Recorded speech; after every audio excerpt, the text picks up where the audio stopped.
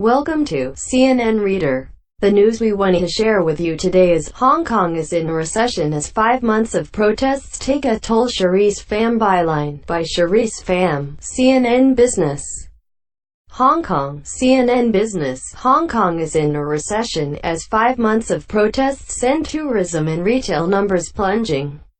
The Asian financial hub is expected to report negative economic growth on Thursday, which means Hong Kong is facing a technical recession, or 2 consecutive quarters of economic decline, Paul Chan, Hong Kong's financial secretary, said in a blog post Sunday. Exports for the 3 months that ended in September plummeted more than 7% compared to the same period a year earlier, Chan said. That's the largest quarterly drop in nearly a decade, he added. Chan said the city also may not reach its forecasted growth of between 0% and 1% for all of 2019. Hong Kong's economy has been hit hard by the 1-2 punch of the US-China trade war and China's economic slowdown. But those problems have been compounded by the protests, to which there seems to be no end in sight. Numerous violent clashes between police and anti-government protesters, often at popular shopping and tourist areas in Hong Kong, have turned visitors off from the city. Tourist numbers plunged 37% year-on-year for the third quarter, and the trend for the last 3 months of the year isn't looking much better. The number of visitors to Hong Kong in the first half of October was down 50% compared to last year, Chan said. Hotels are on average only 2/3 full, a drop of 28% compared to the same period a year earlier, according to Chan. Retail figures are also taking a beating, he said, as some shops have been forced to close early or shut down for a full day several times over the last few months.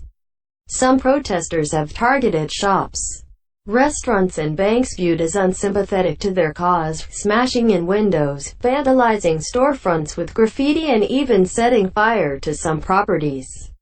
Last week, Chan announced a new round of economic measures to support businesses affected by the ongoing unrest, including slashing rents in half at properties leased by the Hong Kong government, and providing fuel subsidies for taxi drivers and fee subsidies for local ferries.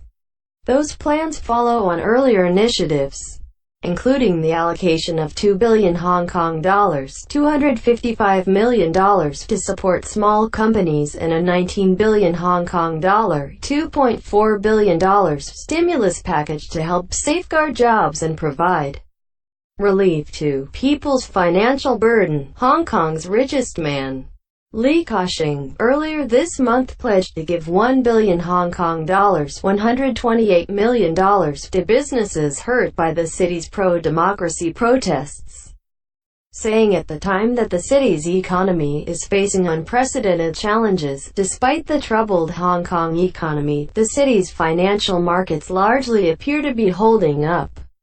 The Hang Seng Index is still up 4% for the year, and the political crisis hasn't been a deal-breaker for investors yet, many of whom still see the city as an important gateway to Asia. The IPO market is also proving resilient. In September, Anheuser-Busch InBev listed its Asia business on the Hong Kong Stock Exchange, HKXCF, raising $5 billion in the second biggest IPO of the year after Uber. That deal pushed the amount of funding raised on the Hong Kong Exchange to the third highest in the world this year after the New York Stock Exchange and the Nasdaq, according to Deloitte. CNN's Eric Chung and Laura He contributed to this report.